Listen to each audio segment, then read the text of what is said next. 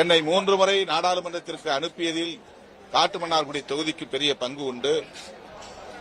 அத்தகைய மண்ணில் அரசியல் விழிப்புணர்வை உருவாக்கிய ஐயா இளைய பெருமாளின் குடும்பத்தில் எங்கள் கட்சியை சார்ந்த நந்தகுமார் காலமாகிவிட்டார். அவருடைய துணைவியாருக்கு ஒரு வாய்ப்பு தர வேண்டும் என்று நான் விரும்பினேன். ரூபி எத்தர் என்பது அவருடைய பெயர்.